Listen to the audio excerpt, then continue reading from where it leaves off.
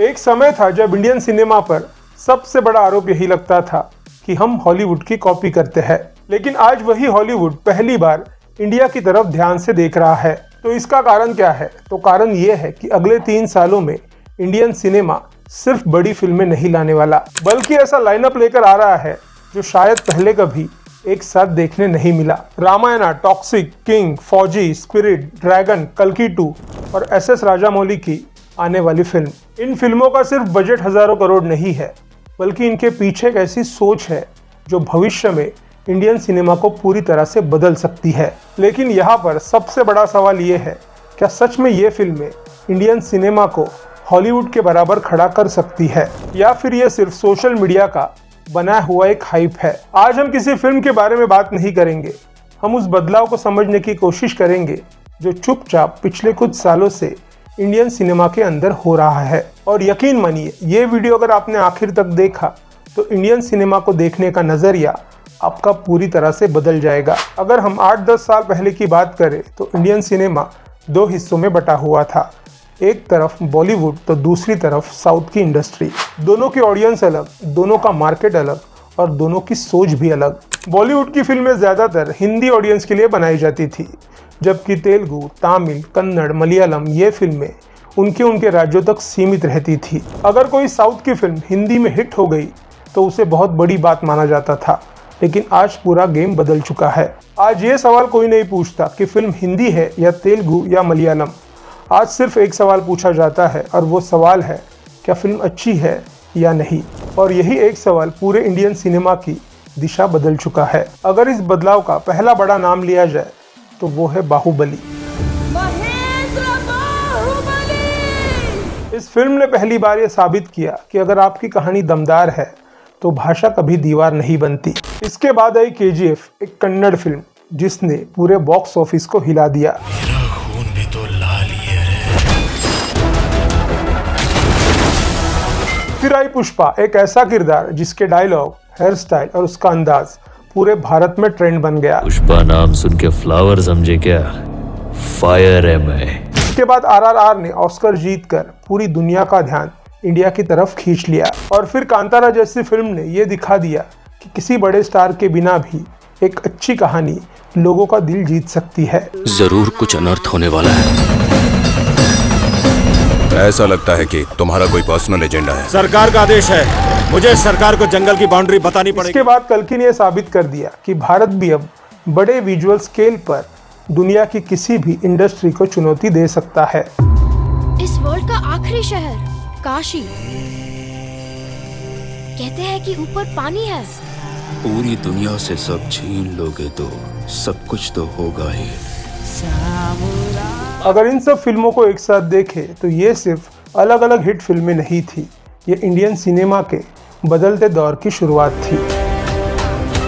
छुप छुप के, डर डर के नहीं, सामने से वार करना होगा। पहले लोग थिएटर जाने से पहले पूछते थे कि हीरो कौन है, लेकिन आज पूछते हैं कि डायरेक्टर कौन है। और ये बदलाव छोटा बदलाव नहीं है, क्योंकि जब ऑडियंस हीरो से ज़्यादा कहानी पर भरोसा करने लगे तब फिल्म मेकर भी रिस्क लेने लगते हैं। अब उनका टारगेट सिर्फ एक राज्य नहीं है, पूरा इंडिया है। और सिर्फ पूरा इंडिया नहीं, बल्कि पूरी दुनिया है। पहले ओवरसीज कलेक्शन बोनस माना जाता था, लेकिन आज हर बड़े प्रोड्यूसर का प्लानिंग का हिस्सा है। और यही वजह है कि आज फिल्में सिर्फ एक भाषा के लिए नहीं बनती, इन्हें ऐसा बनाया जाता है कि दुनिया का हर दर्शक समझे।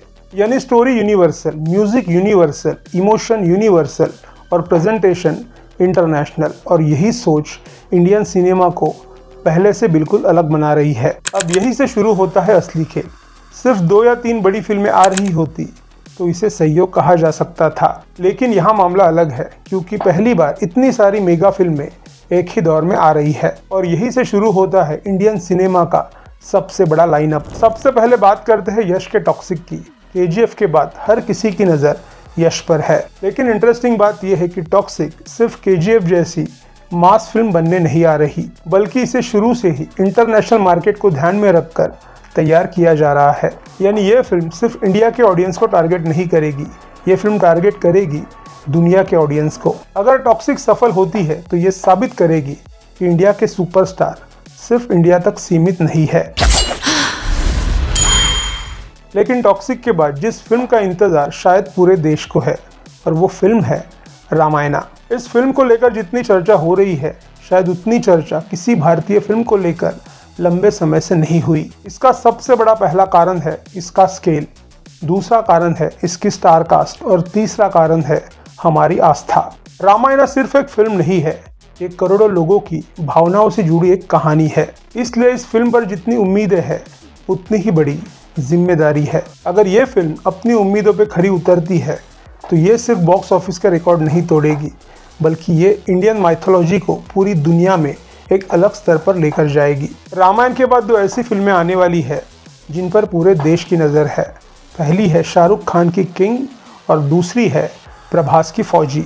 इन दो फिल्मों को लेकर काफ़ी ज़बरदस्त चर्चा है, क्योंकि ये फिल्में सिर्फ दो सुपरस्टार्स की नहीं है, बल्कि ये दोनों फिल्में अलग अलग विजन की है। वैसे भी शाहरुख खान और प्रभास का नाम पहले भी बॉक्स ऑफिस पर आमने सामने आ चुका है, डंकी और सलार के समय। तब पूरे देश में यही चर्चा थी कि इन दोनों में से आगे कौन जाएगा, लेकिन अब एक बार फिर से ये दोनों आमने सामने है।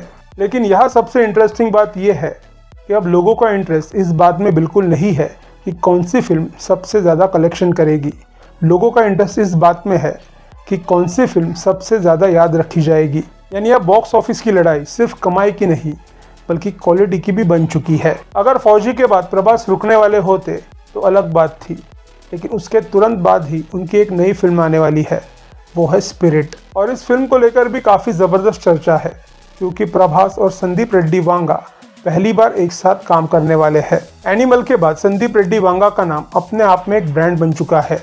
इसलिए स्पिरिट ये फिल्म सिर्फ प्रभास की नहीं है, ये एक ऐसे डायरेक्टर की फिल्म है जिससे लोगों की उम्मीदें बहुत बढ़ चुकी है। लेकिन अगर किसी एक फिल्म का इंतज़ार पूरी दुनिया कर रही है तो वो फिल्म है एस राजामौली की अगली फिल्म। महेश बाबू के साथ बनने वाली इस फिल्म को लेकर ज़्यादा जानकारी सामने नहीं आई है, लेकिन फिर भी इस फिल्म की चर्चा पूरी दुनिया में हो रही है। और इस चर्चा का कारण है एस राजामौली, क्योंकि बाहुबली और RR के बाद उन्होंने लोगों का भरोसा जीत लिया है। क्योंकि आज लोग कहानी जाने बिना सिर्फ डायरेक्टर का नाम सुनते ही फिल्म का इंतज़ार करने लगते हैं, और यही डायरेक्टर की असली ताकत है। इसके बाद आती है ड्रैगन। इस फिल्म में प्रशांत नील और जूनियर NTR पहली बार एक साथ काम करेंगे। प्रशांत नील पहले ही KGF और सलार जैसी बड़ी फिल्में दे चुके हैं, तो इसीलिए ड्रैगन से बहुत बड़ी उम्मीदें हैं। रिपोर्ट्स के अनुसार जूनियर NTR का रोल इस फिल्म में बहुत अलग होने वाला है। अगर सच में ये रोल बहुत अलग हुआ तो ये फिल्म भी आने वाले सालों में सबसे बड़ी फिल्मों में शामिल हो सकती है। अब आते हैं कल्कि 2 पर। कल्कि के फर्स्ट पार्ट ने यह दिखा दिया कि भारत भी विजुअल इफेक्ट्स और बड़े वर्ल्ड बिल्डिंग सिनेमा में पीछे नहीं है। अब सवाल ये है, क्या दूसरा पार्ट पहले से भी बड़ा साबित होगा? अगर कल्कि 2 अपनी कहानी और स्केल को मजबूत करती है तो ये फ्रेंचाइज इंडियन सिनेमा की सबसे बड़ी पहचान बन सकती है। अगर आपने अब तक एक बात नोटिस की होगी तो इन सभी फिल्मों में एक बात बिल्कुल कॉमन है। लोग यहाँ सिर्फ हीरो की बात नहीं कर रहे, लोग यहाँ पर डायरेक्टर्स की भी बात कर रहे हैं। आज राजामौली, संदीप रेड्डी वांगा, प्रशांत नील, ये नाम अपने आप में एक ब्रांड बन चुके हैं, और यही सबसे बड़ा बदलाव है। पहले फिल्में हीरो के नाम पर बिकती थी, लेकिन आज की फिल्में डायरेक्टर के विजन पर बिक रही है, और ये वही चीज़ है जो सालों से हम हॉलीवुड में देख रहे हैं। हॉलीवुड में सिर्फ डायरेक्टर के नाम पर लोग थिएटर तक पहुंच जाते हैं, लेकिन अब धीरे धीरे इंडियन सिनेमा भी उसी रास्ते पर बढ़ रहा है। अब सबसे बड़ा सवाल, क्या सिर्फ बड़ी फिल्मों से इंडियन सिनेमा बदल जाएगा? तो मेरा जवाब है नहीं। सिर्फ बड़ा बजट या महंगे VFX किसी इंडस्ट्री को महान नहीं बनाते। असली फ़र्क पड़ता है अच्छी कहानी, दमदार निर्देशन और एक ऐसी फिल्म जो सालों तक याद रहे।